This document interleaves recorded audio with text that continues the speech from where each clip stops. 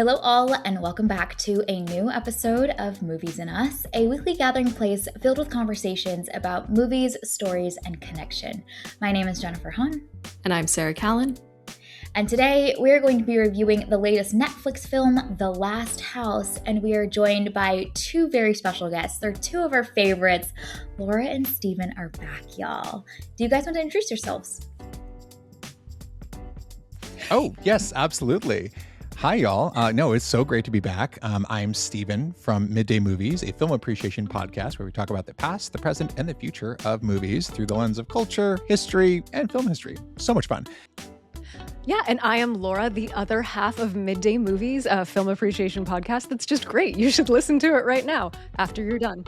And I'm so excited to be recording with you again, Jen and Sarah. You are among my favorites, and there's no one I'd rather have this discussion of The Last House with.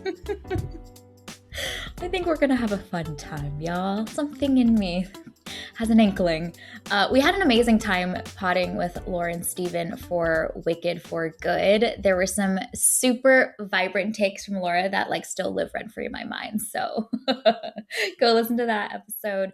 But yeah, we're back to talk about an interesting new addition to the Netflix portfolio. So Sarah, do you want to kick us off with a summary for The Last House? A family of 4 is suddenly sealed inside their house with no way out and must work together to survive against both their dwindling resources and the mysterious, looming threat that is keeping them trapped. All right. Now, in Movies and Us tradition, we start off with our one-sentence summaries. And Steven and Laura, as our guests, you want to share yours first? Yeah, absolutely. Okay, so my one-liner for The Last House is as follows. The Last House is the wettest lockdown monster movie you have ever seen. That is certainly true. It's exactly what it is. Yes. It's wet, there are monsters, there's a lockdown, and Greta Lee and Wagner Moyer are there, and they're amazing. Yes. It's true. I have a slightly different take on this, although his take is factually correct. My experience of The Last House was a high-intensity exercise in the Stoic philosophical principle, the obstacle is the way. I love so how good. you threaded in. I love how you threaded in stoicism there. I love it, Laura. That's great. It's all I could think of while I was watching it. Oh, no, I see it. Totally see it. Oh, well done, both of you. Sarah, what is your one-sentence summary for The Last House? Okay, so as per usual, I went in a different direction with my one-sentence summary, which is physical media rules. Oh! You know what? That was also a very strong theme. Yes. Yes. It's in there. I love It's what that. I focused on. Mm-hmm. A lot of it. That's a really good point. Yeah, I love that. I love that you took that in that direction. Much to talk about there. My one-sentence summary is probably the longest that I've had, but I just had a lot of feelings. Okay, so my one-sentence summary is a COVID-coded family drama with great set design, top-tier acting talent, trying to be a Disney Channel original movie, but ultimately just another addition atop the pile of Netflix slop. Ooh. Oh, it's spicy. I love it. There is a lot to unpack there. Uh-huh. Oh, I can't wait to get into that. I think I know what's going, then it's like, oh. Yeah. I usually try and keep my one-sentence summaries vague, but yeah, I think it's clear how I feel about this movie. Okay. Yeah. So let's dive in. We are going to keep this first section spoiler-free. So we're just going to kind of roundtable, temp check. How did we land on The Last House? And Steven and Laura, I'm curious your thoughts, spoiler-free.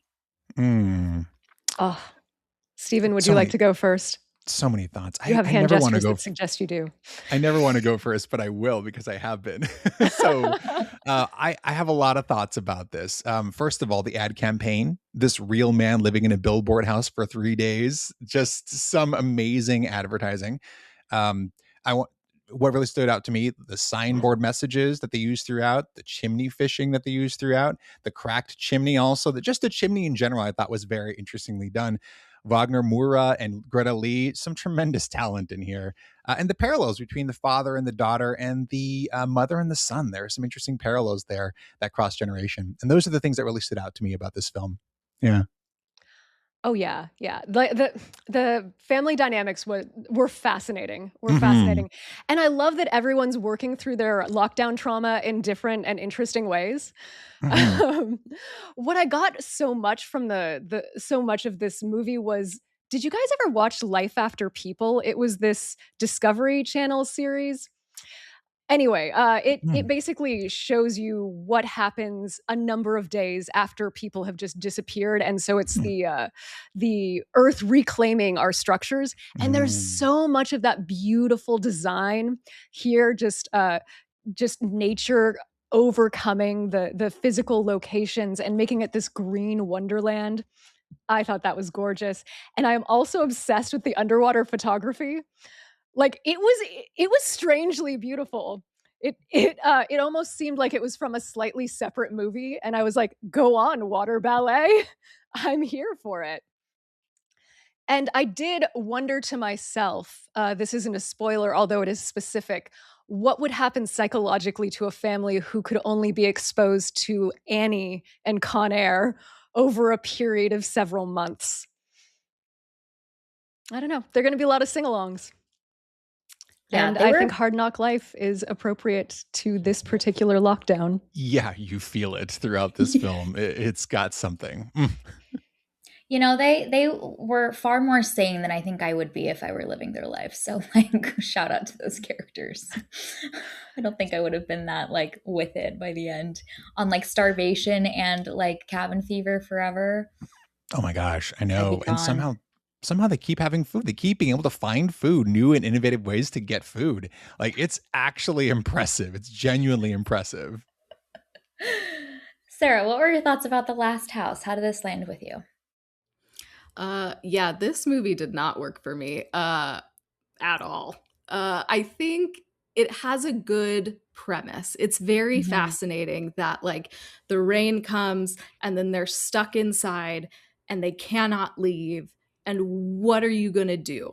And I'm like, yes, that's an interesting premise. I'm here for it. I want some like thrillery, sci-fi, horror-y stuff. This is great. And then I feel like they absolutely wasted that whole premise. I had questions and they didn't bother to answer any of them.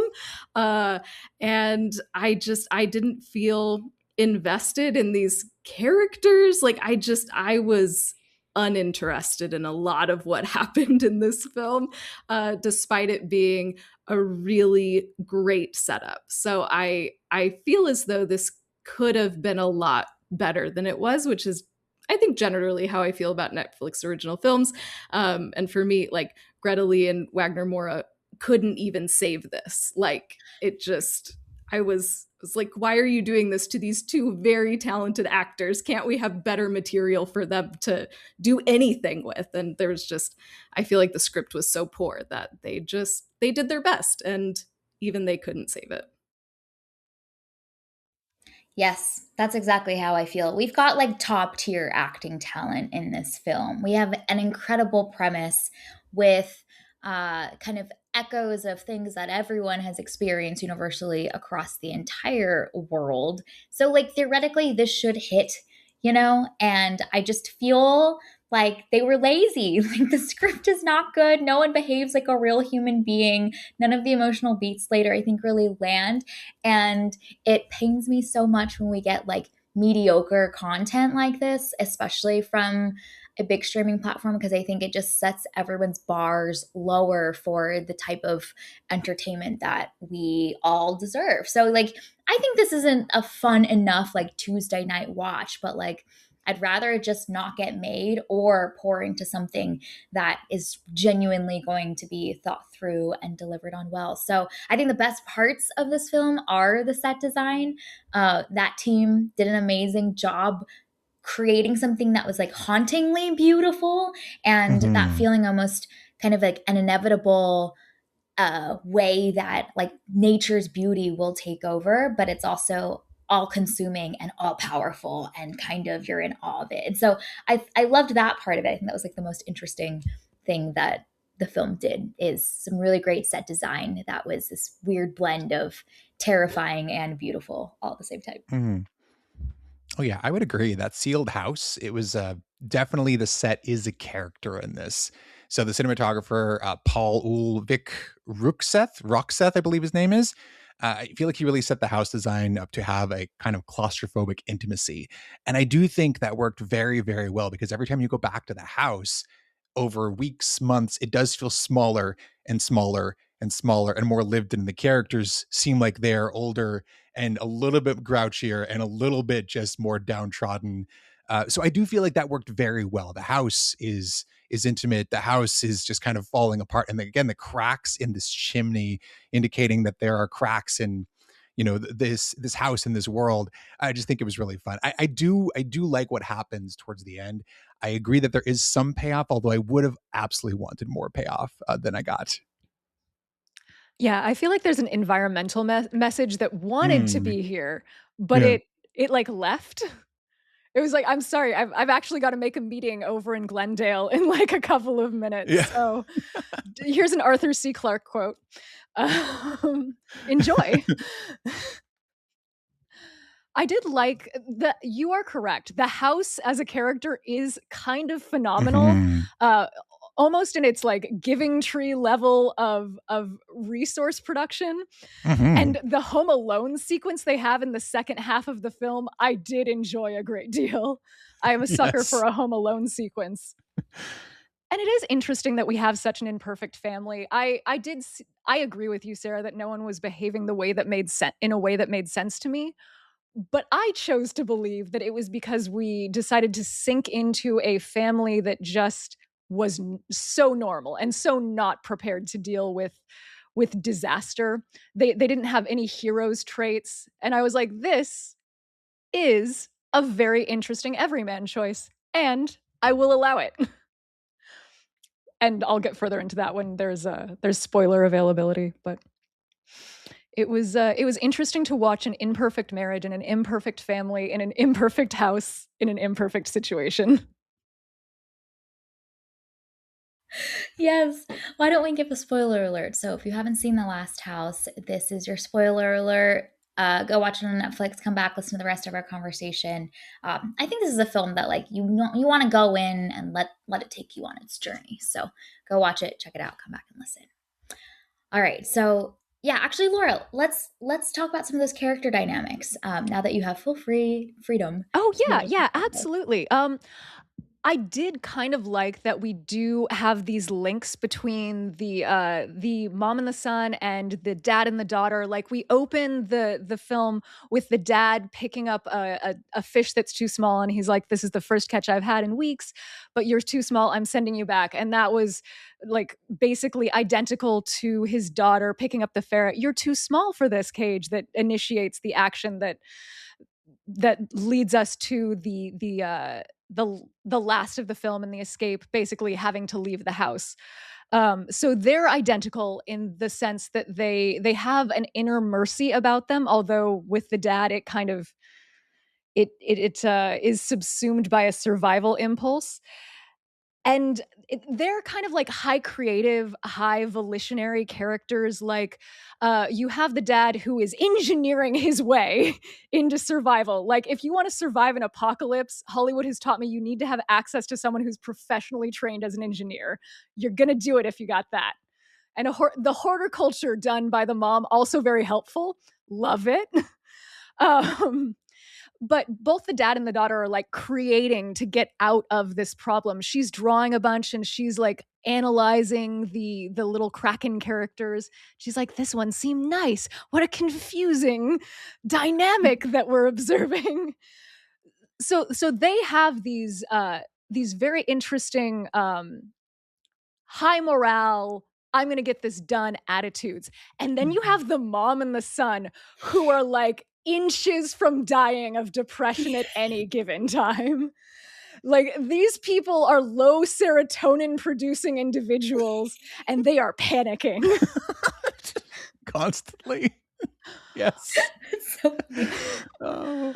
But what's really interesting is that like the mom and the son are also very people oriented. So they really do save the day a couple of times because they care about the people in their lives. This is first indicated by the mom who knows all of the neighbors' names and the dad who knows none of them, not even one thing. Um, and the son who is like inside his house and he's like, I don't know if I can do it, but if you, my fish can survive in there, I can survive in here. They're very externally motivated. The mom is panicking, freaking out, we're all gonna die unless her daughter is bitten by a ferret, and then she like straps on the Laura Croft Tomb Raider garb and she's like, I'm mom, I'm getting it done. And the son is like, in the first half of the film, he's like, oh no, we're starving, I will sacrifice my fish for my family. Anyway, it's the marriage of these two dynamics, one being a sort of external creative focus and the other being an external personal focus, that are strengths that together create the possibility of escape, but strengths that individually kind of might let them collapse to death. Yeah, Greta Lee needed so many benzodiazepine for all of this. She was just freaking right out. Oh yeah. Oh yeah. Laura, I want to piggyback on. I want to talk about that a little bit more too, because I please. definitely see the parallels between the father and the daughter there. They're both creative. They both have insight. The mother and the son, they're both emotional and they challenge people a lot, I've noticed, and they are definitely other focused. Now, one thing that I think is worth mentioning about the father and the daughter, they both have these weird, almost prescient insights. Like the father says, I bought a gun a couple weeks ago. I don't know why. I just felt like we weren't safe. And lo and behold, he absolutely needed this gun to fight off the nonsense monsters that make it into his house. The daughter also, she's seeing these creatures. She's not afraid of them. She's getting clues as to what their emotional quality is. Some of them seem to be nice. Some of them seem to be a little less nice, but she definitely is open to things being not what they seem and understanding deeper about what they are. Now, one thing that I think is very interesting about the mother and the son, they both challenge a lot. They panic, of course. You know, they are emotional, they are other focused, but they panic. In that panic, it's part of them challenging the father and the daughter, saying, this isn't what you think it is. We're not going to be able to survive in this way. We need to do better. But they're saying it in a way that they feel like all is lost. But it does give the father a chance to say, you know what? You're panicking, let me fix this for us. And then he fixes it. But it is kind of fun to see the mother and the son just kind of panic and, like you said, just fall into that spiral of like, oh no, everything is falling apart. Like, we can't, like, you're wasting time on this car, Dad. There's no reason for you to spend all this time on this stupid car. It's not practical. It's really fun to see them come together, because I think individually I don't think these four would survive, but together somehow they have the right combination of creativity and other focus, because the mom is actually paying attention to what people are saying and what people are doing, and the people outside of herself matter a lot. And I think that just gives them a better chance of survival. So the parallels there, the dynamics, very fun. Also, Greta Lee apparently had to conquer a fear of sharks to do a lot of these underwater scenes. She has a big fear of sharks and had to swim through that as she's going through the parts of this movie where the house is filling with water and there are fins of these creatures going through the sea that is now their house. And it was truly very scary for her. So kudos. I love when an actor takes a dive into this. Gosh, the water puns are terrible. I'm sorry. In retrospect, I love when an actor really takes some time to overcome some fears to really give us something juicy. And I enjoyed that part of it. Yeah. I mean, shout out to the mom too, who grows enough food to feed the family for like 5 years. I know. What? Girl had corn. That's She's amazing. running her hands through this corn that from? is the size of her head, that it's grown past her head. Like Right? it's some idyllic scene. I'm like, wow, how did you do this? This is a marvel of science. So she's got some Yeah. incredible talent she brings to the table. Yeah, she's doing some like bioengineering or something in there of Right? like, let me take this little tiny seed and I'm going to have this whole field of corn in my living room.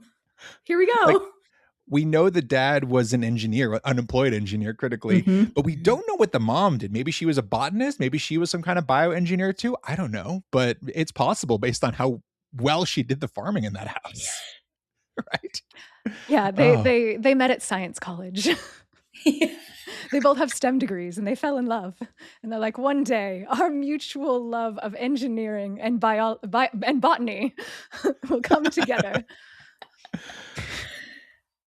Yeah, I think one of the interesting parts of the family dynamics is that like they're really kind of the showcasing the best parts of being in a team. So, like you both were saying, like any one of them is kind of inching towards an extreme like perspective, rightfully so. I mean, mhm. I would probably go literally mentally insane if I were in this Mhm. environment, but they are able to bring each other back to like a more balanced perspective on how to like move forward, which like I have seen in my own family dynamics. Like there's someone that is almost overly optimistic to the point of delusion, and then there's someone who is so realistic to the point of like being so pessimistic about the future, but like they actually do need ingredients of both in order to like realistically look at what their possibilities are while still move forward with hope. And in their best cases, like they are pushing each other towards balance. But when they are most unhealthy, which we see in this film as well, they are pushing each other to be more extreme because they feel like the other does not understand. And therefore they need to like double down on a more extreme perspective. And I felt like those moments were very melodramatic, but like do capture a very real like family dynamic slash like natural tendency. And I think when we are pressed in very like critical conditions, like our natural tendencies just become heightened because that's what we know how to do and that's our nature. And so those that are delusional as a source of comfort will lean into that more. Those that like are realistic to the point of like just let me die here will lean into that more as well. It's like our human tendencies just become heightened. Yeah, yeah, and especially in a family dynamic where you have all of that banked safety, you feel safe actually being your worst self. Yeah. Yeah. Yeah, you And you also do. haven't eaten for like 7 days too. So like throw that Yeah, into you're the like, mix. it's just carrots. Right. It's Lord. really interesting seeing the kids evolve from, oh, we don't have to worry about this. Our parents will figure this out. That's their job. And then the kids slowly realizing, I think it's around the time that the fridge is completely empty and they're like, what are we going to do? The parents show the kids that there is no food left. This is why we're scraping by on just a couple carrots a day. And then they realize, oh, shoot, our parents are not going to save us. We have to adult up and figure this out too. We can't just be the kids kind of doing what our parents say. And you do see the kids strike out on their own throughout this film, especially once we have the time jump. 5 years later, they're somehow still there. Again, I know we're talking spoilers, but holy cow, somehow they survive in this house for 5 years. The kids are a bit older. The son is much more defiant. It's clear he's challenging his dad, which is a classic thing to do in your mid teenage years anyway, right? The daughter also seems to be even more insightful. She's built out this beautiful attic with these clouds that are hanging from the ceiling, and it's just like her safe haven, where she watches and she remembers people that have passed. Like she has these little cardboard cutouts, these little paper cutouts she puts on the window, which I think is very sentimental and it's very her, very creative, like in memory of those who came before. But it is very fun seeing them grow up and become more who they are and push back on their parents. And again, these people have been in a powder keg. They've been locked down for 5+ years at this point. So yeah, tensions are going to be high. We're going to have some explosions happen.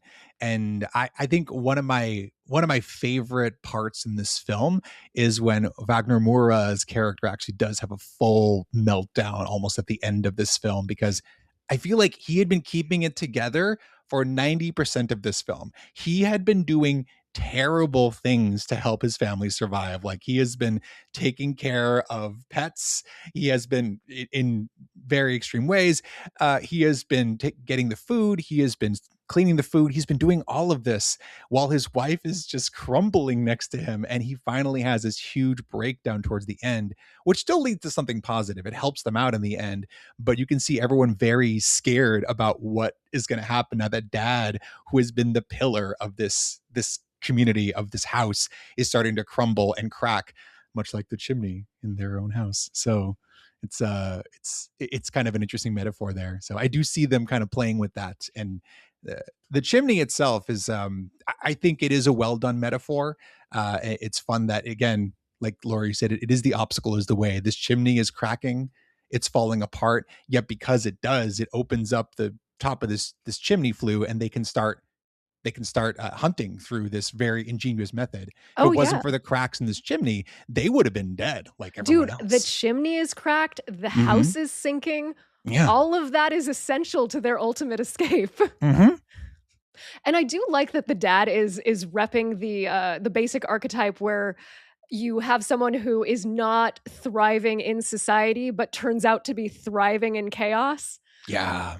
It's always fun to have someone like that on the team. Mm-hmm. Like, you yeah. need that person on the team, right? Yeah. You Especially do. in a movie like this. Like, yes, you Yeah. need the engineer who will thrive in this moment. Yeah.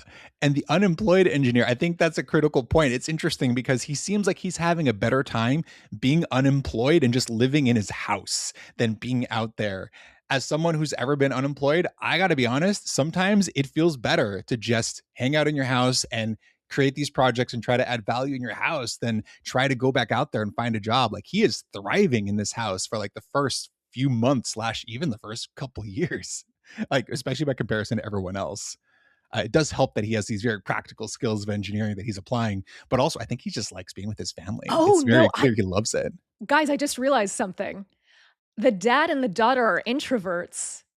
The mom and the son are extroverts. That's part of why she's taken down so quickly. That makes a ton of sense. Why does she have all this information about the neighbors? It's because she talks to them. Why doesn't he? Does not talk to them. How do we? The daughter is one of the like quiet drawing types. Introvert. Oh, that makes sense. I saw sports equipment in the son's room. Extrovert. Yes. Yes. Well, this is why as I was watching this, I was like, I don't know if I'm ready for like COVID coded films yet. Like, I think I need another like 5 more years for that to really be in the rearview mirror, because so many of those moments like kind of hit a little bit close to home. Of one of the best parts coming out of COVID, I think, is and like this lockdown that we see with it for this family is just like creativity loves constraints. And so they're forced to be creative. They're forced to have time now to let their imaginations run wild, have to figure out how to survive. And I think there's so many like creative projects that have come out of COVID for so many people. Like, I love talking to people now and like they have a new hobby and I'm like, how did you get started? And they're like, well, in 2020. And I was like, got it. But some of those other like parts of us that are so denied, like being able to, as an extrovert, perhaps go out and talk to people and whatnot, like that is so tough. And I remember during COVID, the introverts were like, it's kind of nice. It's kind of really good. Like, yep. I'm not mad about it. And so we get to, that's a fascinating discovery around like the social dynamics being cut off for half of the family and how that manifests in their ability to thrive in this environment too. And there were also a lot of external obligations that kind of ceased, both in the movie and during COVID. A lot of extensions on things that were due. Not always, but there were extensions on late payments. People were much more forgiving. They're like, oh, we get it. It's COVID. Don't worry about it. We'll figure it out. Like temporary extensions. And also, I was going to say, yeah, just a lot of like external extensions. And also people had to find a way to have fun on the inside. And they got really creative too. And I think that's really like Jen, you mentioned seeing people, what they got up to during COVID was very, very interesting. And this family does the best they can. They start decorating their house. They start having these routines. They have PE, which I think is so helpful. I mean, if these kids weren't exercising every day, they would have gone totally mad. And so you just see them kind of thriving in like a really lo-fi, really low tech way because things start failing. At a certain point, the internet starts failing and then the power fails and they keep having to be more and more and more low tech. And they almost go back to like, a couple hundred years ago at the end of this. But they're doing okay, all things considered. And I do feel like we all experienced a bit of that during the lockdown. Like, how do we spend time creatively on the inside? A lot of people got into making sourdough bread, which is a very like old school thing to do. And people got into crafting. It's like we somehow, because we were surrounded by technology and it was just everywhere inside, I feel like it forced us to try to do something different, something that was like unique and classic. And yeah, it was just really fun seeing that here. I actually didn't mind COVID, weirdly. I feel like a lot of good things happened for me during the pandemic. And so for me, this isn't too soon. This is like, oh yeah, like this is what it was like. It sucked, but also like I got through a lot of things. There was a lot of the obstacles the way and figuring things out and kind of breakthroughs for me during that time. And so for me, So you're Wagner Mara is what you're telling us. yes, exactly. Like I loved it. Actually, I loved being yeah. inside, I know that even you're though on a I'm an extrovert. tangent. I know that you're on a tangent, but I want to hit this before I lose it. Please. When you talked about PE, that was my COVID like trigger because I remember you running Yeah. around the first floor of the house, Yep. and I saw them running around the first floor of the house, and I was like, it's too much. What triggered you, Jen and Sarah, if you have one? What was like the moment where you're like, this is too COVID for me? Let me think. Go ahead, Sarah. You go. So I don't think I have. So, okay, the weird thing is I live in Texas. Oh, And right. so what I was thinking about was, I think it was February of 2021, we got hit with a really bad ice storm. And so that was on top of COVID.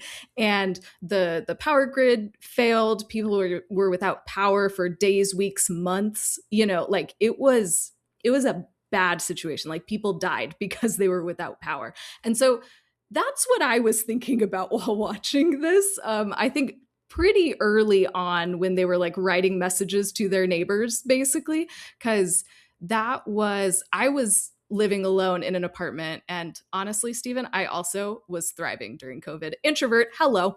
But when that ice storm happened was when I met my neighbors at that apartment. That was the first time I met them, was because there were like sirens and alarms and stuff going off. Both of our apartments were fine, but we were like walking around the building to be like, what in the world is going on? Do we need to be nervous? So it was when they were like writing messages back and forth that I was like, okay, yep, I met my neighbors after an ice storm when we were trapped in our homes. So cool. I'm going to have fun in this movie.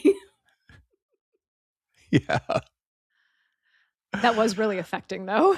The Mhm. conversations between neighbors. Oh, yeah. One thing I will like give this movie is the slowly dying part of everyone was Oof. very effective. I was emotionally wrought by the Robertsons. Oh, yeah. I actually wish they leaned into that a little bit more, because I think there's a lot of interesting like moral and internal motion that I'm sure the family would have had to process through to like if they were, for example, like regular, it could have been like a little like mini arc, but like every day they like send a message to the Robertsons, and then you see that like over time there's only one of them left, and they Mhm. can't help. Like there was a short brief moment where that hit an emotional chord with me too, but then we kind of don't revisit it back again until we're like, yo, we need some antibiotics, let's go Yeah. raid their home. But I think that was something that I felt was COVID coded for me a little bit, is like seeing other people that needed help, but like not being able to go and show up because of all of the lockdowns or the social distancing. Like that was all kind of like shaking me back, and this weird internal feeling of like, I'm supposed to be isolated, but I also am seeing people suffering and there's nothing that I can really do about it because I'm supposed to be home. That's the best thing that I can do. But the flip side of it is I think seeing the family like get really creative at home with like making moments special, like really hit a chord with me too. So when they're like in the car that's decorated with the string lights of the projector screen watching a movie together, that hit home for me. I was home for a good chunk of COVID with my parents, and so we would also just like come up with random stuff at home to like make something a moment and like make a corner of the house like we decorate and be like, let's have dinner on the floor here and pretend we're on a picnic in Hawaii, or like just trying to get creative to make things feel exciting while still in the same space. So yeah, those two moments like took me back. Yeah, that's beautiful. Like they said, some people found togetherness Yeah. in And the rain. in the rain. The voiceovers were so The voiceovers were so divided. I wasn't sure what like the underlying logic of the voiceover was. I didn't know when it would show up again. no. Who it was. I think Get it it. was the daughter's older voice. Yeah. Oh, from the Yeah. beginning to the end, every now and then the think so. voiceover would come on. Yeah. Yeah. It felt like a fable, like she was telling a fable, like some story from a long, long time ago at the very beginning. And then I guess it comes up at the end again. But I think it showed up a little bit in the middle, but I don't quite remember if it did or not. But I liked the voiceover. I think the voiceover could have been leaned into a little more heavily. I liked it a decent amount. I think the daughter had a really, I think she was the heart of this film, honestly.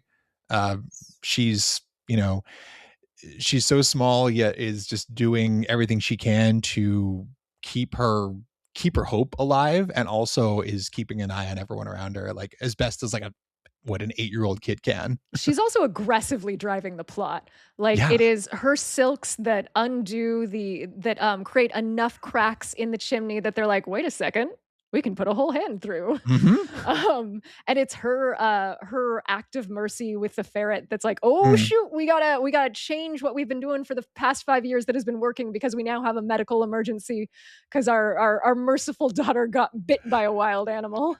And she probably has rabies, and oh no. Yeah, I enjoyed the impracticality of that choice, just because it was consistent with the way the parents were talking about the children about 2 months into being trapped by rain. They were like, "Do you think we're screwing the kids up?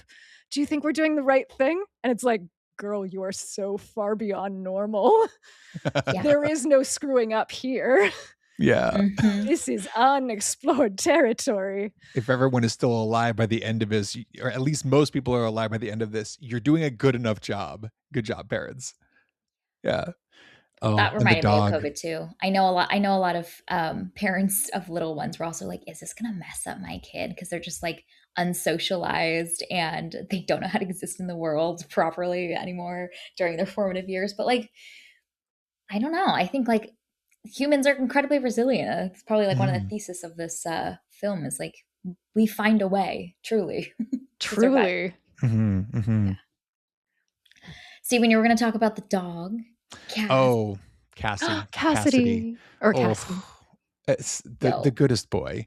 I have so many feelings about the dog, because you have the son who clearly needs others and needs something to take care of to really feel connected and feel sane. And then the dog slowly starts running out of heart medication, and it's not going to be a good thing. Things are not going to end well. And I try to avoid some spoilers. I'll just say things do not end well. And I feel like it breaks this little boy. Like he is already on the edge, and it just, like he's not doing well. And the dad too, the dad just is decimated by the end state of this poor dog. It just, there's so much powerlessness that these characters have. They're powerless to protect their kids. They're powerless to protect the animals around them. They're even powerless to help the animals outside of their house. Like, even at a certain point, Wagner Moura is trying to feed this animal that's out and about, that's outside of his house, because he finds a way to get food out of the house. And then he's not able to even successfully do that. He's like, failed again, and there's sort of a powerlessness that I think sweeps these characters that is palpable. And to be honest, I think that is a lot of what we felt during the pandemic. Jen, you mentioned you saw people that were suffering and you couldn't do much because you're supposed to be locked down inside. And so obviously there are things outside of our control that are just massive. These parents who felt like they were messing up their kids because they're locked down during the pandemic, same thing, but it's not something that they could really control. And I think that is really what was shaking about this movie and shaking about the pandemic, obviously. Just the complete lack of agency we had over these massive forces that were changing our world in fundamental ways. Dude, the first half does have some incredible emotional beats. Like you do get in your feels on that first half. as they explore the powerlessness, as they lose and lose and lose and see Mhm. stakes. Yeah, I was genuinely emotional on the front half. Yeah. I did like that the second half turned into not quite a power fantasy, but more of an action film. Yeah. Because it was emotional relief, honestly. Oh yeah. The There was a improvised level of weapons. emotional relief. And then the revelation after they finally do encounter one of those creatures that we have a sea creature, then it gets really fanciful. They're like, the Kraken. And it's particularly interesting because at the end of the film, we notice there's a Space Needle, and we're like, this is frickin' Seattle. The Mhm. Kraken is our hockey team. They came for Right. us. Oh, so now it all makes sense. Mhm. Mhm. Yeah. It was Yeah, that exactly. Kraken. It was actually Exactly. an advertisement for the Seattle Kraken. Yes, exactly. It wasn't these like mythical beings from like Mm. leagues under the sea. No, the Seattle Kraken. No, it was rogue hockey players, Sarah. That's what it Yes. was. Rogue Yep. hockey players locked down this village, locked all the doors, and just put this city underwater. See, Very powerful. I can get into that. That is really fun. I will watch that movie and have so much fun with that. I was so confused in this movie that we have though, because I was like, it's raining, and then these are supposed to be sea creatures from the bottom of the ocean. What? These are two separate things. How do these things go together? So I think for me, I just needed to know what the heck was going on. We're not going to know everything. I understand. That's fine. I would like a little more information than I got. And I needed the daughter who was on to some things to be able to explain what was going on. Because I was like, out of all these people in this house, she knows what's up. And I would like to hear from the daughter.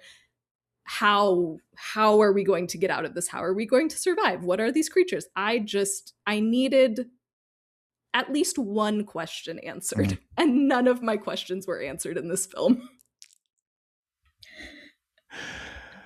And of course, the person that's almost onto the like level of insight is going to be the one that gets bitten and is sick and might die. You know, I thought we were going to get something like, because she started to talk about like mermaids and the ancient lore. And I thought that would have been so cool. It's like this modern story, but to bring it back to like, no, there are these fables that might have been true. And that paired with the very like nature environmental statistic around like 80% of the deep oceans have not been discovered yet or explored yet would have been such a like interesting pairing. We don't really get that. That might have been like cut in the rewrites, I'm sure, but I'm curious y'all's thoughts on like after the nice one comes, then like the nice one plus the family like swim away as if like the family has like learned its lesson somehow. I feel like there's been a lot of like alien stories lately, like Disclosure Day, Arrival, where it's like the aliens come to help humanity unite. And so like something about like families being broken, but then like you need to be on lockdown to unite and work together and understand each other. And then you get to go outside. Like I thought there was going to be some like reasoning, the why behind it, perhaps that Sarah, you were looking for that I was just like making up in my head as I went along. But I'm curious how y'all interpreted that, because there is clearly like a, when the family comes together, then the nice one comes for a visitation and then opens the door and releases them to be free now. And then they leave and swim away. So how did you make sense of all that? What was your headcanon?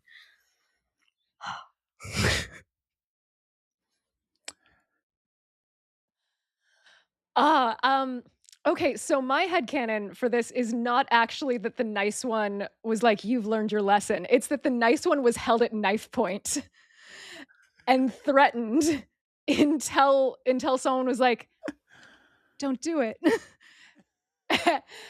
And he's like, okay, if I open the door, you'll let me out, right? And they're like, yeah. And so it's just a hostage situation. Yeah. Exactly. Yes, that is exactly how I read it. And then like it confuses me actually that little guy yells at the other alien. No, it's not an alien. These are not aliens. They are sea creatures. Yells at the other sea creatures like, no, don't eat them because they held me hostage and let me go. What? And I'm like, Isn't that like Stockholm syndrome or something where the captive like falls in with love their with your lover. Yeah, it happened so fast. Yeah. Or maybe they'd been developing this connection for like years. Oh. Maybe we've never seen the inside of that notebook that the daughter has. Inside that notebook has all of the answers, including who is this nice one? How long have we been talking? It probably, if it is the same creature and we're going to believe that they have a relationship that they've developed through presence and looking at each other, it came up to check on her when she got bitten by the ferret, and he's like, "Hey girl, I heard that you were sick. Are you okay? Why is this knife in my face?" I love this. I love this so much. Yes, this is perfect. Your dad's kind of intense. Yeah, you've got a very protective father. Mm-hmm. Why is he coming for me? No, so I love that perspective, Laura. I kind of share it, honestly, because I don't even know that there is a nice one. I think it's less about that and more about why did the sea creatures do what they did? I think they did what they did. I think it's a lesson. We see all of the trash at the bottom of the ocean at the very beginning of this movie, implying that humans have messed up and something is going to happen. So what they're doing, they're purging the planet as much as possible. They don't want for all humans to be gone, but they want for enough humans to be gone. And so that's what they're doing. They're like, all right, we have to reset. Y'all are done. You've had your run. You messed up. And then this sea creature, I don't know if he was good or bad, but I know he's there and he's trying to continue to finish this job. Whatever that job is, I don't know if he's trying to help. I don't know if he's trying to hurt, but the fact that they did choose to let him go, I think he saw as a display of strength and said, all right, these guys are cool. They let me go. They chose to let me go. Maybe we don't have to kill them, right? Let's give them a pass. Who knows if the next time that they saw those creatures, if the creatures kill them or not, but they have an opportunity to leave and they have an opportunity to try something else. So I don't think it's about removing all humans. I think it's about removing most of the humans so that the earth can have a chance to heal. I think that's the secret. That's my headcanon about it, at least. Yeah. Would you guys like to share your headcanons, or would you like to hear my conspiracy theory? I promise I'll keep it short. I love your theories. Yes, conspiracy theory, please. Okay, what if we're looking at this from the wrong direction? What if this is a failure of filmmaking to give us the right perspective? What if this is actually Act 1 of The Shape of Water? Oh. What if this sea creature saw the child girl through the window, and it was a juvenile sea creature, so it's not like creepy or anything. You don't understand their life cycles. It sees her, it connects with her, it like is marked with a care for her, like in a Twilight-esque way, in like an imprinting way. And it has been protecting the house the whole time, protecting her specifically. And it came into the house the second time, because it wasn't the one who entered the house the first time. That's a different sea creature. This one showed up when they were getting antibiotics from the Robertsons, and it knew something was wrong with its girl. And it swam up and was very devoted to finding her, but she wasn't around. It was all the other family members flailing in the water and hitting it with harpoons. And it was just like, no, I need to see her. I need to see her. And then it gets pinned down. And as an act of love, as a recognition of the reciprocity of these feelings, the girl is like, no, father, don't. I love him. The sea creature gets it. She gets it.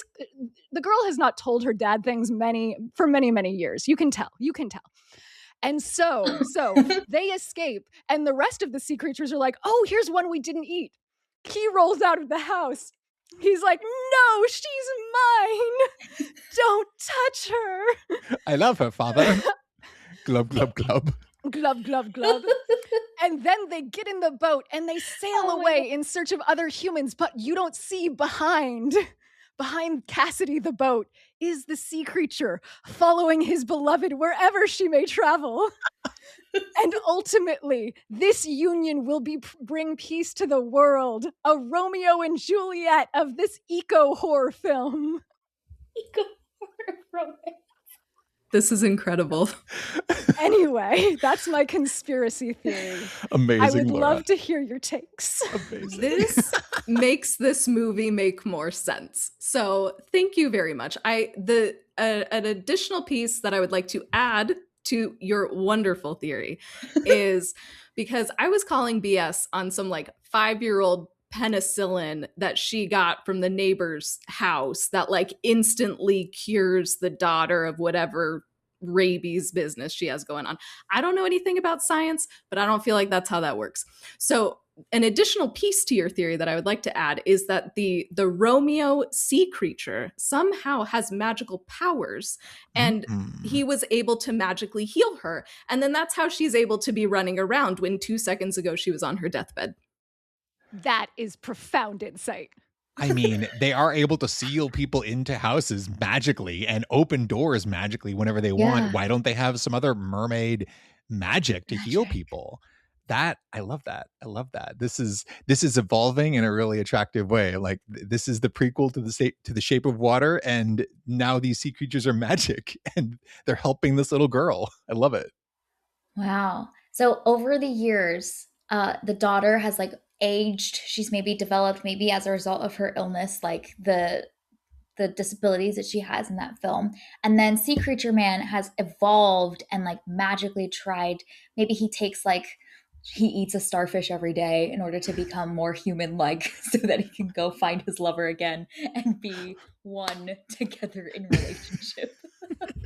But it takes years. So like his love carried him through decades and decades of time so he could show up one day to be rescued.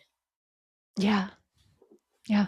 And then that's beautiful. I was thinking so much of Guillermo del Toro during those underwater scenes because The Shape of Water do be doing a lot of that. So yes, I like it. Underwater ballet with Romeo, sea creature, in this eco-thriller horror romance. Yeah, you didn't know it was a romance, but that's why you come to Movies and Us. I need Laura to do like the alt interpretation of every movie ever. Like, please do that in some shape or form. Like, you thought you were watching The Odyssey, but actually. Laura's headcanon. Everything is actually secretly a romance. There you go. Calypso is the hero, and I'll tell you why.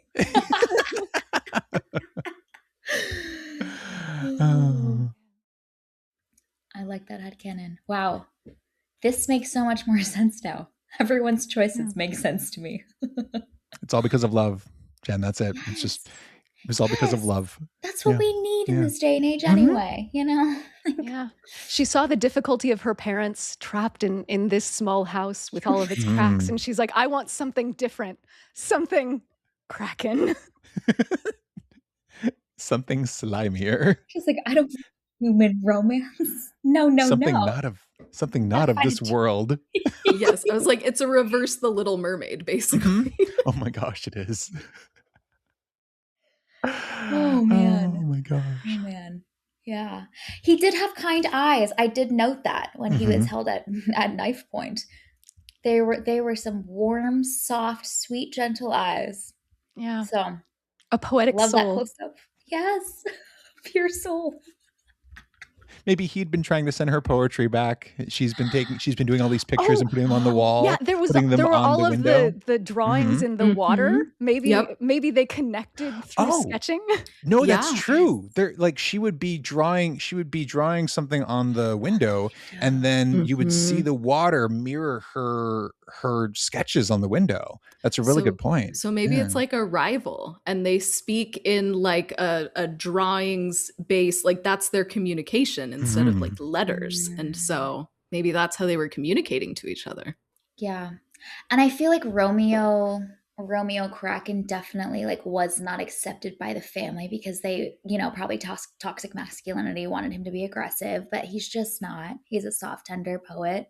And so he feels misunderstood. She feels misunderstood. This is the basis of all romance ever. Okay? It's like, no one understands you either, but I do. Maybe Yeah. Romeo Kraken was the one Kraken at that meeting that said, no, humans are fine. I've met them. Let's not kill them all. I'll show you why they're worthwhile saving. And they're like, Devil's no, advocate. Romeo, you're out of your freaking mind. Yes. What are you doing?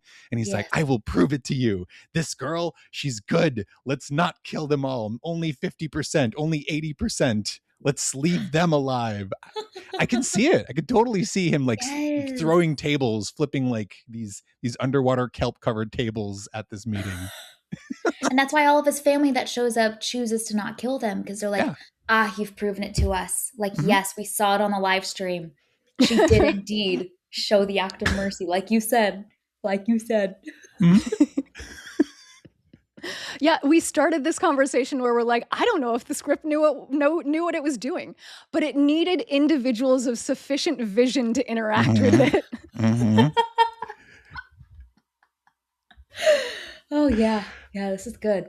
Yeah. I need to watch all movies with Lawrence, just see where her brain goes, like a SAG left field interpretation. Like, we thought we were looking at it from this way. Actually, the chair is not a chair; it is an upside down chair now. We're just looking at it all wrong. Yeah, it's like in The Sixth Sense. You're like, oh my god, Yeah. I had no idea. I do have a nitpick though when you guys get to those. It's actually, what is a compliment pick? Oh, Yes. I would love to hear one of those. I have not Yeah. heard one of those before. Oh, okay. Okay, so my compliment pick. Yes, not a is- critted nitpick. Yes. To be distinguished. The everybody was running out of everything. But you Mhm. know what Greta Lee never ran out of? Skincare. Girl was smooth, dewy, gorgeous the entire time. Freaking out constantly, skin immaculate. Priorities, you know, Yeah, like yeah. maybe she's put that botany degree to good use and is growing her own special Aloe. group of plants that are just for her skincare. Nobody else gets access to those because she needs it. Yeah, I mean, yeah. it was pretty misty in that greenhouse. Maybe she's just exfoliating the whole Go. time because she's just getting all of that good humidity. I don't know, but she looked great. She looked great. She needed to give some of that to her poor husband. Oh my god. Yes. Boy, I had more no really dedicated to skincare. the role. I Like, know. get him bones, but yet. Like, I hope filming wrapped and he could go like eat 5 cheeseburgers somewhere, because like that poor man. Oh gosh. Man.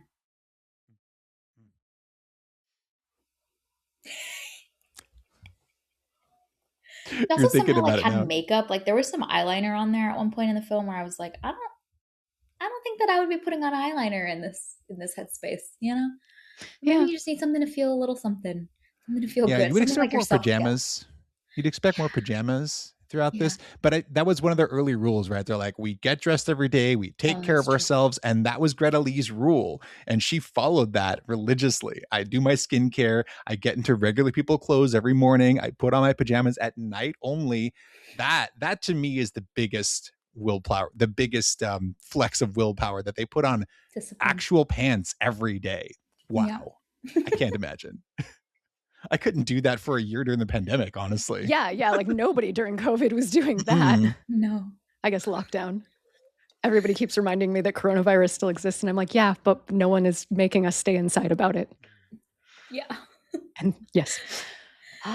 Actually, maybe Greta Lee's character had the foresight to mass order all of her 5-step skincare. Ooh. And she's like, I would give this to you to eat, but volufoline is not edible. It only makes mama look gorgeous. Well, just like the dad knew to get a gun, maybe that was her premonition is Yeah. I need 5 years worth of skincare products. Yes. Yes. Hit There was that a- subscribe and save on Amazon Prime that I my am tempted gosh. by every time. I'm like, do I need that? I don't know if I want to commit. That's too much of a commitment. I have commitment issues. I don't want to do that. The dad's been giving her crap because she keeps doing the subscribe and save, and she keeps accidentally getting way too much. And she's like, I told you it'd come in handy. We were locked down for 5 years and you didn't know that I would need this. You were wrong. Right? Like that's just one of the financial fights they have because the Yeah. IRS is there. We see yeah. we see the letter from the Internal Uh-huh. Revenue Service, not addressed to him, by the way, addressed to her. Oh, So interesting. I have a lot of questions about what that is. girl be shopping. All I gotta Girl say, be girl be shopping. shopping. And the IRS is involved. They're like, you're shopping so hard. It's affecting the revenue service, the Internal Revenue Service. Not this family personally.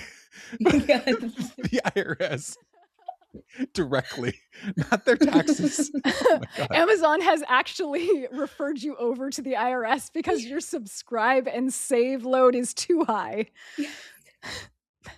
That is not the responsibility of the IRS, but that's how powerful corporatocracy is. Oh my God.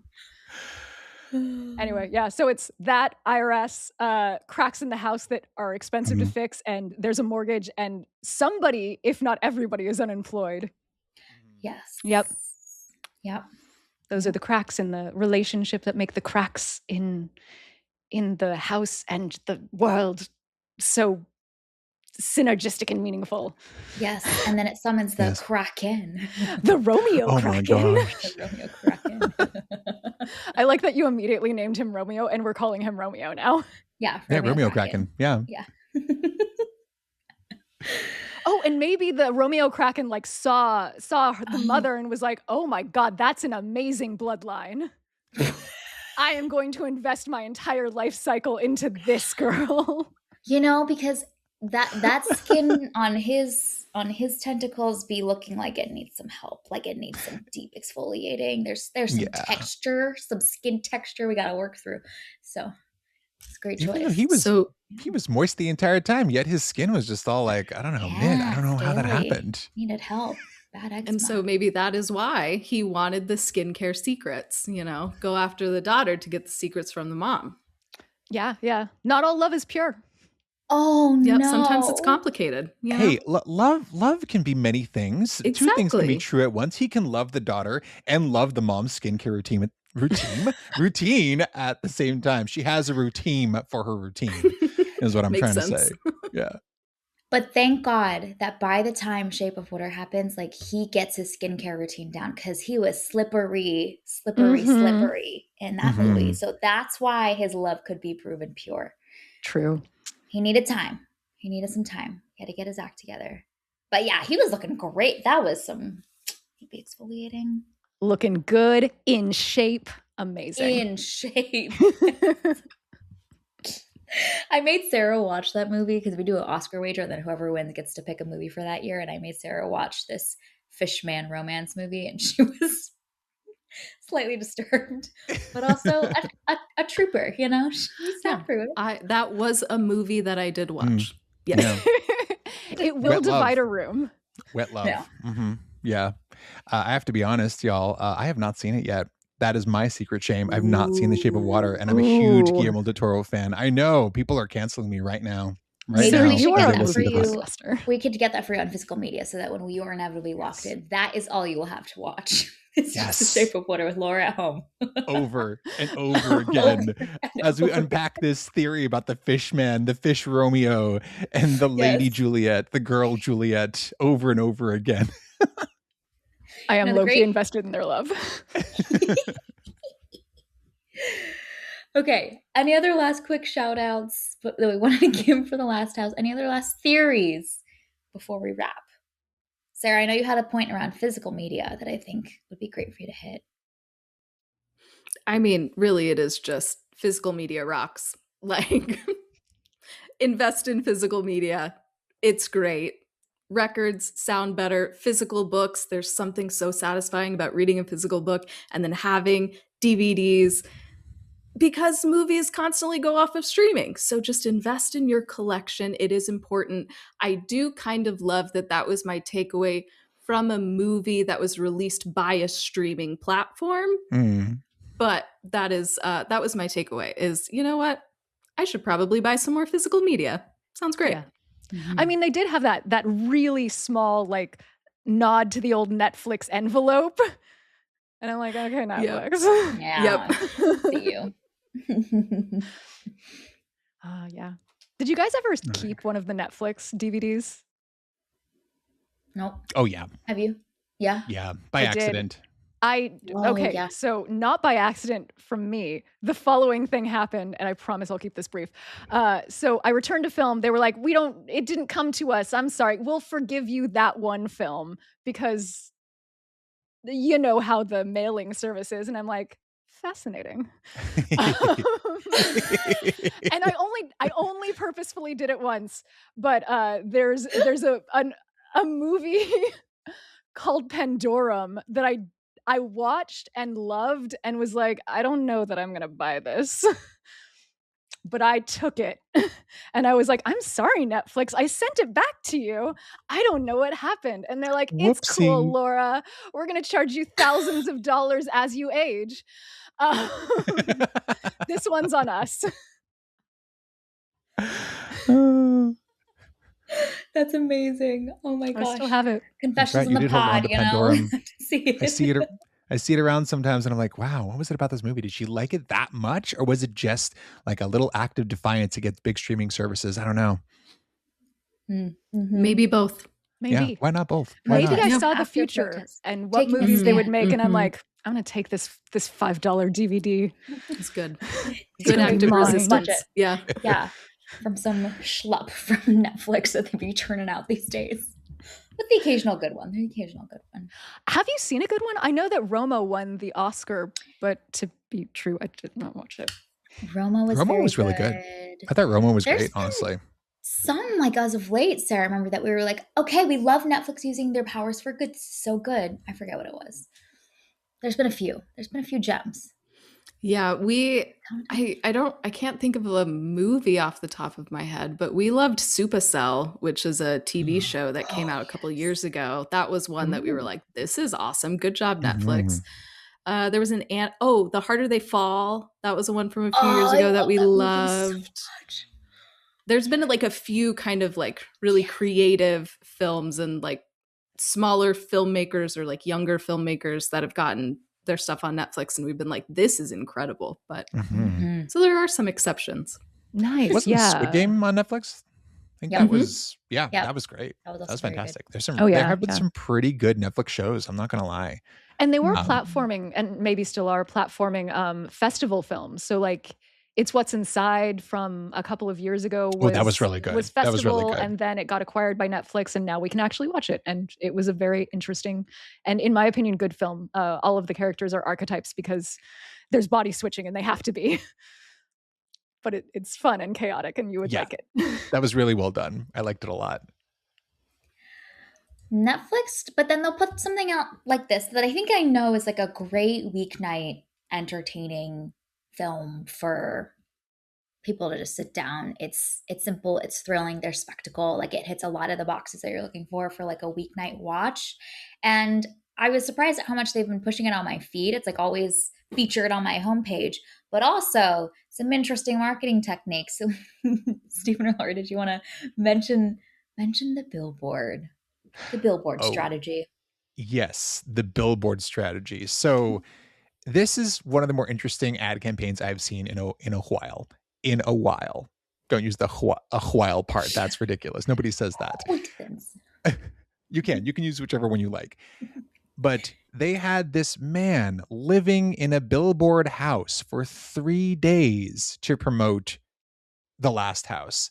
And he has the little sign, he's writing messages on it, communicating with the general public of Los Angeles. And that's it. It's just a man living in a house, playing like one of the characters in The Last House and connecting with people on the street. I've seen some Instagrammers, posting content with this guy. So it's pulling in some actual big Instagrammers. And it was just a really interesting approach to marketing. Like it's hard to make marketing fun and interesting, but I love that they tried something really, really, really unique. I haven't seen someone live in a billboard before. Have you? I mean, it's kind of novel. And also, like Laura was mentioning, like, is this guy like SAG? What kind of job is this? Was this like a Craigslist ad? Is he getting equity? What's going on here? Dude, if this is a SAG eligible gig, this guy is getting so many hours. This guy is getting healthcare from this one gig if it's SAG eligible. Yeah, that's a long gig. That's a really long gig. No, I'm glad that an actor out there somewhere got a job, got to do this weird thing because he's going to be all over the place. Like people will see him now. Like he's got exposure. So it's really good for him, even if he was just kind of a small player. And yeah, just some really unique marketing approach here. I'd love to see more of that, honestly, like Oh, some yeah. weird marketing. It's called spectacle marketing. It is Mhm. a super old school technique from the original PR guru, Edward Bernays. Oh, love him. So, like, yeah, Yeah. one of his famous ones is he got women into smoking by hiring a bunch of models, influencers, and socialites to stand outside of a building smoking. And they're like torches of Yeah. freedom. He basically got to associate feminism and smoking. And it worked for like 30 years. Yeah. Anyway, that's a history of spectacle marketing. We have not done it that much in the 21st century, but boy, oh boy, would I love to see it happen. If nothing else, it will get SAG eligible actors into long-term situations that will help them get healthcare. I hope so. Like, I Mhm. really hope that that is the route. I have no trust in like big corporations like Netflix. So I'm As you like, how shouldn't. much is this person getting paid? And also, what is the air conditioning situation in that billboard? Because you're in LA in the heat and it is very hot there right now. So that person needs to be getting paid a lot of money and having AC and the SAG eligibility. So I would like to know a little bit more details about the behind the scenes to make sure that this person is being taken care of as they do the spectacle marketing. No, that's totally fair. You know you have no reason to trust big companies because they don't give you many reasons to trust them. No, like I mean, I don't know. Hopefully he wasn't just sweating for 3 days going, "Oh my God, I cannot think anymore. I don't know who I am," holding up a sign like, "Help, I am trapped." No, really, I can't breathe. I am not doing well, friend. Let me out. Hopefully he wasn't method acting by the end, is what I'm saying. It's a really good point. Yeah, I don't know what the situation was, but I can tell you what the man looks like, and he is a curly mid-length hair haver, the sort of hair that if it were wet from sweat would be very visible even at a distance. And Mhm. he looks coiffed. The curls look good; they're in good shape. I'm guessing that he's dry in there. They could not withstand the moisture. Mhm. That is a very good point. Yes. Oh. Thank you for Yeah. sharing that. That makes I me feel was a little bit worried better. too. I was nervous for the guy in the billboard. That is because you're an empathetic human, and I salute Mhm. you. I wonder if we'll get more of that because it creates this like social media like rage and algorithm piece that I'm always intrigued at how to get people to care about movies Mm. and create like moments that I think are we've had in the past and like right now we're in the age of television. But if this gets more people to watch The Last House and like people get to talk about it over like lunch or at work, you know, or dinner with friends, like by all means, do some stuff, be ethical, obviously take care of the people, Yeah, but like get creative. You know what I mean? Like let's create moments around movies so that we can talk about them more. I think that's absolutely. exciting to me. Yeah. And I've always said Absolutely. like trailers, all that stuff is like not really been working. So like let's do something a little different, you know? Try some stuff. Well, with the spectacle of social media, which is what it is a constant spectacle of people just pushing the envelope, doing weirder and weirder things. You kind of have to do something different and a little bit shocking, like shove a man in a billboard for 3 days. Like we're talking about it, Yeah. as long as you do it ethically and make sure that people are taken care of. But yeah, I'd love to see a lot more just really creative marketing to get people to pay attention to these movies and these special moments because I think there's so much online that people can be distracted by, and I think the movie form is a beautiful form, and I'd love to ensure that we find a way to continue to grab people's attention by trying some new and weird stuff. I mean, I don't know. I come from like a San Francisco theater background as well, and so I'm constantly appreciative of people doing weird Mhm. stuff, even if it's a little bit like theatrical weird stuff, even if it's a little bit risky and it's a little bit pushing the envelope and maybe a little dangerous, because I think art Mm. art for the sake of art, like doing weird stuff for the sake of being artistic. And I think marketing can be in that sort of artistic, weird place and transcend just regular marketing and become something kind of beautiful, even though it's just trying to get your money. So I'm all for anything that makes more art, is what I'm saying. Mm-hmm. Even Amen. if it just That was wants your money good. for the movie. That was like mic drop moment. Yeah, it's so good. Yeah. That seems like a perfect place to end this. So we're here. We're talking about The Last House. We've got thoughts, opinions, ways that Netflix can use its powers for good. And we're here sat every time for Laura's theories. Like, let's pick something funky next time to see what she cooks up. It's going to be good. Let's do like a whole segment. Like, oh yeah, any day, anytime. Laura's alternate reality for this. Give me a bad film. I will make it into a good film. Every time. I don't know how she does it. It's wild. Yeah, the creative genius is like throbbing within her brain. Yeah, she's just coming up with if only it could concepts. Generate. Yes. If only it could generate independently and not off of someone else's work. So this is a review and discussion of The Last House. It is available on Netflix. Go watch. It's a whole ride and lots to talk about that is woven into this film. Thank you so much, Stephen and Laura, for joining us for this conversation about The Last House. We always love potting together, y'all. It's a blast every time. So we're just such big fans. Where can people find more of you on the interwebs? First of all, right back at you, Jen and Sarah. You guys on Movies and Us are fantastic. So fun to talk to. And the insights always so on point and just love it, love it. Can't wait to come back for the next one. So you can find Midday Movies on Midday Movies Pod on Instagram. You can find me at Steven Does Stuff on Instagram. You can find Laura. She'll tell you where you can find her. But I'll tell you what's coming up for Midday Movies. We have our Summer of Love that we're going to be continuing for a few episodes. We just covered Challengers. That's going to be releasing next week as we continue our Summer of Love coverage. That's right. And I am Laura, the other half. You can find me online, honestly, dominantly on Threads, but also Instagram at Laura the Fones. Find me. I share hot takes. I comment with reckless aplomb. And I would love to talk to you guys about anything movies. If you also believe that Romeo Kraken and Juliet need to get together for a second installment of The Last House, the Love House, let me know. The Love House. Yes. Yeah, okay, yes. So here's what he does. He makes a home for them. Oh, gosh. Oh my gosh, it's The Notebook all over, guys. Yeah, there it is. Yeah. There it is. Oh, This is going to be great. Ryan Gosling with a beard. Oh, one last note about Midday Movies. We do have some exciting things, some exciting developments coming up that we can't speak about just yet, but stay tuned. Plenty of big news to come.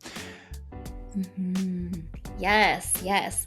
Lots of good stuff getting cooked up. Can't wait to hear Stephen and Laura share more about that soon. So we're excited. We're excited for what's to come. The future is bright. We will include links in the show notes for where you can find more of Stephen and Laura and Midday Movies. Go connect with them. Go listen to some of their episodes. Follow them on all the socials. Go check that out in the show notes. Go tell Laura what you think about her. Do you want to see The Love House? Then leading into The Shape of Water. Where they do not need no house no more because the sea is their home. Because they are free and in love together forever. Exactly. Romeo Kraken's really the star of this episode, truly. Honestly. Number one in our hearts. We started so critical of this show, and then we're like, I would die for Romeo Kraken. Yes. Those kind eyes. I can see the shot in my mind. Mm-hmm. That close-up shot. Someone thought about that. Well, this was a fun time. Go check them out. We will be back here soon with more content, more reviews, all that goodness. We're doing some throwbacks coming up here soon as well on the feed in the upcoming few weeks, which will be really fun, filling in our film knowledge / things that we just love and adore and want to revisit again because we can, and it's in our podcast. And we hope everyone has an amazing week, and we can't wait to see y'all again very soon. Thank you for listening to today's episode of Movies and Us. We are part of the Movie Archer podcast network, so check out moviearcher.com to learn more. Our name sums it up. We're all about movies and the powerful ways we can connect with each other and the world around us. This podcast is about all of us and our shared stories. You can subscribe to this podcast on Spotify, Apple Podcasts, or wherever you tune to your favorite shows. Drop us a rating review, letting us know your thoughts about today's episode. Connect with us on Instagram, Threads, and Blue Sky at @MoviesAndUsPod, or email us at moviesandUsPod@gmail.com. Check out our website, andusmedia.co, for the latest on Movies and Us and our other podcast, TV and Us. We hope you have an amazing week, and we can't wait to see y'all very soon.